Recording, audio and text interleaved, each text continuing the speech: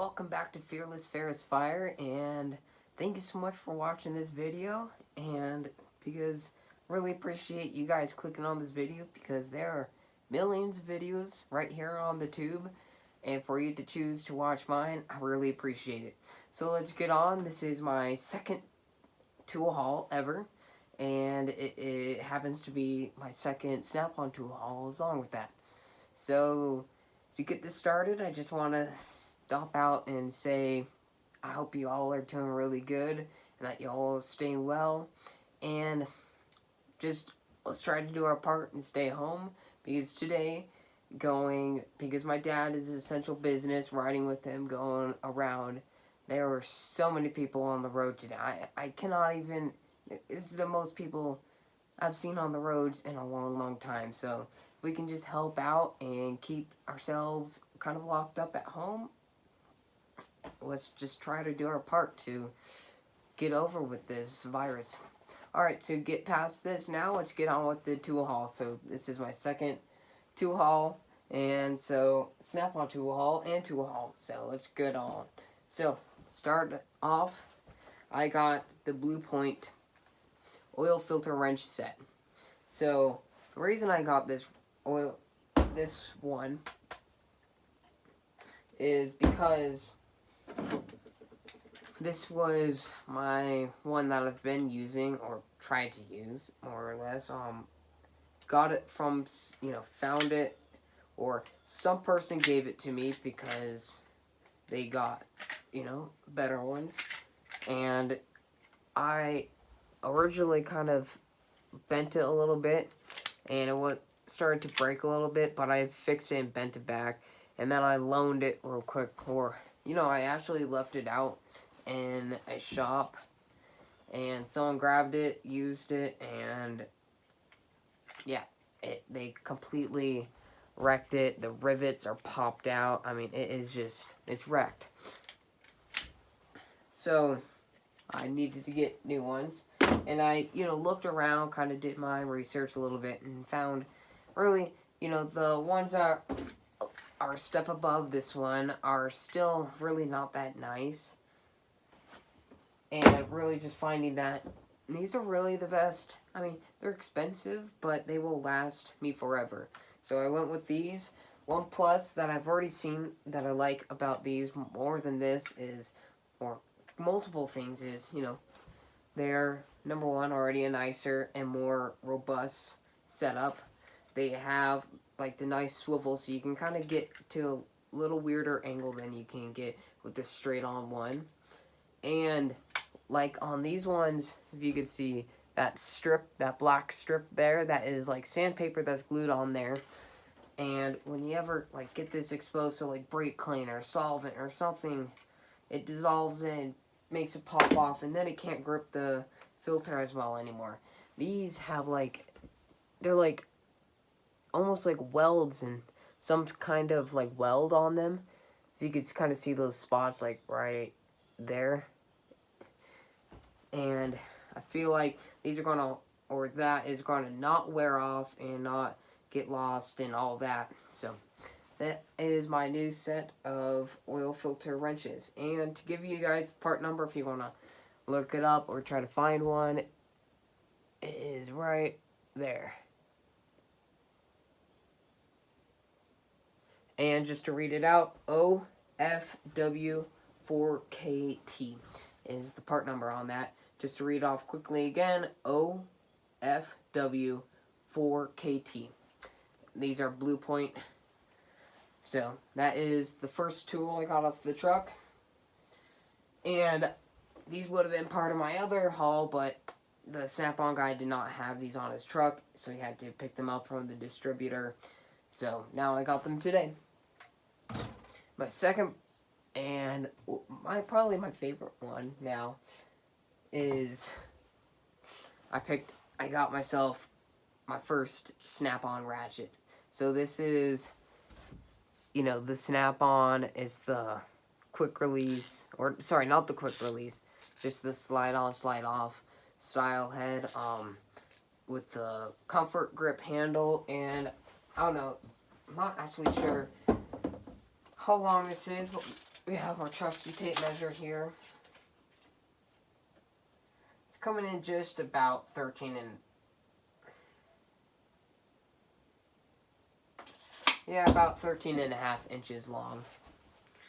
It's not exactly, but just about there. It's about 1/8 of an inch off, so. Right there, that is my new ratchet. And to give you the part number, I don't believe you're going to be able to see that, so I'll just read it off to you. It is FHLF80A.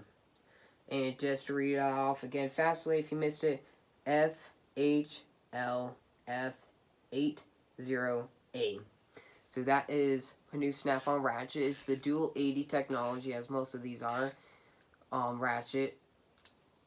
And it has just the smooth swivel head with the comfort grip, of course. So I'm really excited about this one now. I got it with a little bit longer handle versus the one that would be about that long. Because, you know, I'm going to be using this ratchet. This is going to be my main ratchet. And I know that the Snap-on's a little bit more robust than for, say, my Husky ratchet that I have been using. This is the Husky A1 100 tooth locking flex head ratchet. I do still like this one, but I will say there's no difference between, sorry, picking up a tray that fell over. No difference between just a quality ratchet. So that's what I picked up, and hopefully it'll last me, well, it will last me forever. So, and to go off of that, this will probably be my last Snap-on tool haul for quite a while, because I try to make it so that I am buying, because I honestly, I love quality tools, and there's nothing that beats them, but the price of them can be beat by, you know, less expensive tools a lot of the time. And I am not making a ton of money, but when I need a good quality tool to perform that any other lower end tool will not perform to the same spec that I need, then I have to get the good quality. But this is the first tool really I've got from the Snap-on guy that I didn't necessarily need, but he gave me a deal on it. He gave me $30 off, so instead of $160, this was $130, that math. And so that's one reason I got it, and number two, I just wanted a really good quality ratchet. But every other thing I've showed so far in last and this tool haul, which has been my miniature Snap-on pick set, my Allen keys, my oil filter wrench set, and my ratchet. Sorry, not my ratchet. Not excluding the ratchet, it's all been stuff that I've needed to get Snap-on, because the rest of the stuff hasn't been formed to what I've needed it to be. So next tool hauls will probably be more Taiwanese or more lower end tools, because that's what I can afford and that's what I need to be able to perform. I don't need the high quality tools to be able to get what I've been working on. So I appreciate everybody who's watched to this point, so thank you so much. And I really hope you all are staying well and that you guys, yeah, are doing good. And I don't know, I'm trying to think if there's anything else that I want to talk about. I'm probably not going to get Snap-on sockets, because I've actually, through the research that I've done and figured out, really, honestly, the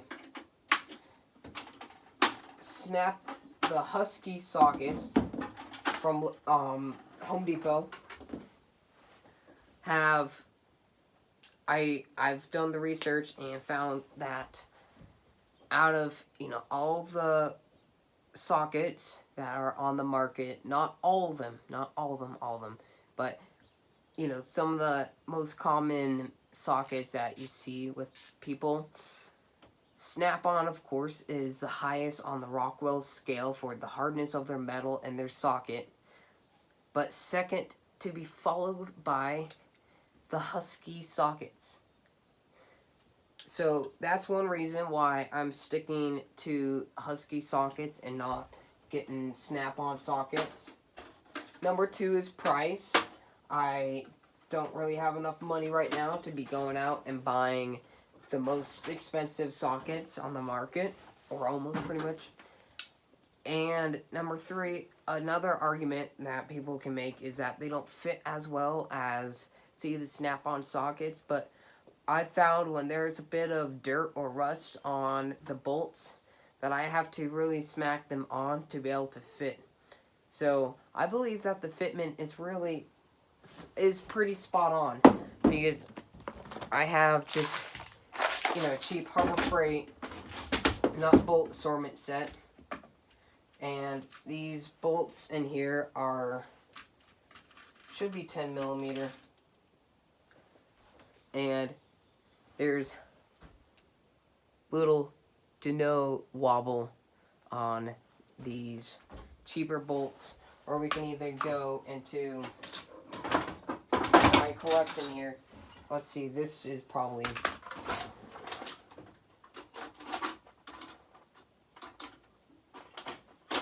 this is a 3/4 inch. Barely any wobble. I mean, there's a bit, but for right now, this will work for me because I don't have the money to be able to be going out and buying all the high-end Snap-on socket sets. So that is going to be my final Snap-on tool haul for quite a while, probably a couple months. But there will definitely be more tool hauls coming out as I get more money, and because I have an entire list of tools that I plan to buy. And most likely you'll also be seeing soon me getting a new toolbox, because I'll make a toolbox tour soon of my 3 boxes I have. It's kind of 4 boxes that I use and have completely full. I have no room left. I'm literally having to set out my new Snap-on hex keys and my ratcheting and my bit driver screwdrivers and my scrapers and all kinds of stuff, because I just don't have enough room. So you'll probably be seeing that in the future. I'll make a tour of these, like I said, and I think that'll finish up with this video. So I really appreciate everybody who's watched this, and also all those on my last video that gave me advice on basically how I can make my videos better. So one advice was to basically put my camera at landscape instead of portrait, as I was filming in the last video with. And so as you can see, I've tried to fix that. Number 2 was the whitewash was really bad. As you can see, my workbench is still washed out. I don't know why. I have my lights all dimmed out, and it's still whitewashing it out. So I'll try to figure out if I have to add a black top. I will to this to make filming better. But I've tried to fix this so far. So also, if you have more advice or how I can fix this problem, please let me know in the comments below. And yeah, if you'll just shoot a comment about anything, you can. So, or I oblige you, please do it. So thank you so much for watching this video, and I hope to see you in the next one. Stay well.